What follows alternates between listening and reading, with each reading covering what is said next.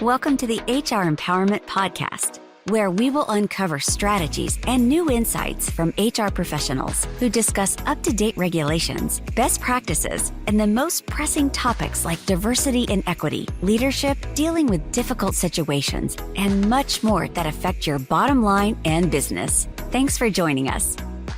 Hey everybody, Wendy Sellers here, the HR lady. Thanks for coming back. We're talking about how eldercare affects everybody in the workplace, including the bottom line. We're here with expert Jen Keddick. How you doing? I'm good. How are you guys? Good. Hey, I hear you have a podcast of your own too. I actually do. I do. And was built for our caregivers to help them understand that they are not alone and there are resources to help them. So what's the name of your podcast so that we can help our listeners find eldercare help? Okay. It is called Caregiver Shenanigans. Love it. So you can actually find it at caregivers.lol. It is definitely something that it is a very serious topic. So we know how serious it is, but we also made it fun, and it's an easy 20-minute tidbit just so you can decide what you want to look at and what you want to listen to. Okay, excellent. So I have some questions. I have a million questions, so we would be here for 6 hours, but we don't have that much time. So I want to go kind of on the other side of what should our listeners look at to avoid when they're looking, for elder care help. So what are some red flags? Okay, so walking into assisted living, you want to avoid smell, just so you know. And I'm not talking about that you whiffed by and you're like, because everybody has accidents, right? I'm talking about consistent smell. You want to look at these residents, both in the adult daycare and the assisted living. Are they smiling? Are they happy? Are the staff interacting with them? Are they eating, look, when they're in there eating their meals, do they look like they're engaged?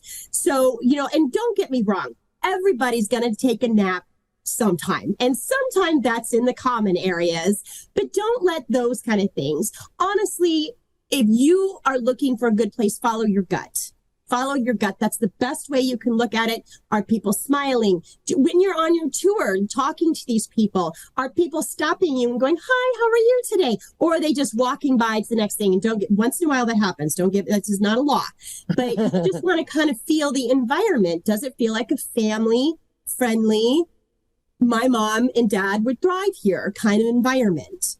And yes, unfortunately, sometimes we just don't have the funds to get them into a private pay situation. Right. And we know that.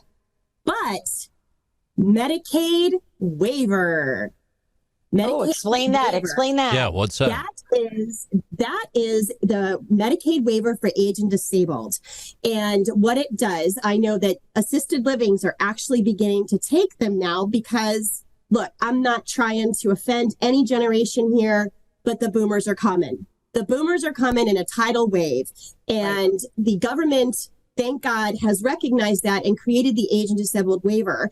Now, they have to be on Medicaid because of the low income situation, but once they're on that, they can go to their area agency on aging and get on the Medicaid waiver. And then that will pay for not only home care, but also for an assisted living. I did not know this. Thank you. There is a small payment usually, but that is small enough to fit inside that Social Security payment. Like, for instance, mine is $966 for rent. Medicaid pays for everything else. And that's a month? That's a month. Still, my goodness, like I said, I have assisted living clients. I even have insurance. We'll talk about that in the next session here, our final session, wrapping up. And I'm like dreading it. So thank you. This is information that has just given my retirement a little bit of hope. I hope I don't need assisted living, but if I did, I was always like, oh, I don't know I can't even sell any body parts at that point to pay for it. They're always looking for kidneys, right? But the only caveat is that the places that you're looking have to take Medicaid waiver. There is a whole state survey that they have to go through to ensure that everything's in line. So you have to find the ones that accept Medicaid waiver. Some of them are still private pay, but some of them, like mine, are taking the Medicaid waiver. Awesome to hear that.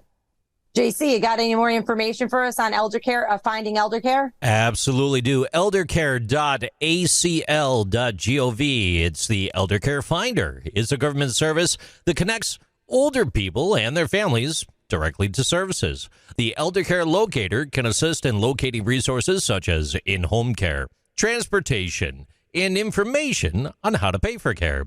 You can use the Eldercare Locator online, or you could give them a call at 1-800-677-1116. Yeah, absolutely. And I'll make sure that I put that website on the podcast description too, because I did not know about that. I knew about like care.com and a few other things. But the Eldercare Locator is basically what you need to Google is Eldercare Locator. And it is so important for our HR people or people who are wearing the HR hat to have this information maybe in a packet, so when your employee comes in crying, say, hey, I'm going to have to quit my job. And you're going, no, I don't want you to quit. Here, let's help you with these resources. I also say if you have an employee assistance program, they should have elder care information available on their website or on the phone number, when they call the hotline. And if they don't, then maybe get a different EAP. I 100% agree. I mean, there's a lot of resources out there, and it's unfortunate that they're just not in your face. And that's why I really did this Caregiver Shenanigans podcast, because number one, caregiver burnout is real, guys. It's so real. And I have seen it happen. And caregiver burnout is a whole nother podcast, which I'm not going to really get into. But you guys, you definitely want to not have that happen to you. Yeah, so absolutely. Self-care. Self-care for you and elder care for them, and ask for help and you shall receive. And for the folks that are listening today that are wearing an HR hat, making sure that going into the next year, this is a priority when you're, handing out your benefits package, your new hire packages, putting those flyers up in the break room, virtual or real, making sure people know we care about you as a human, whether you're a parent or whether you're taking care of your parents. And this is how we can help you. With that said, thanks for joining us. We'll be right back with another series. Thank you for joining the HR Empowerment Podcast, brought to you by Aurora Training Advantage. We hope you've gained new insight and strategies to navigate the HR profession. We look forward to you joining us again on the HR Empowerment Podcast.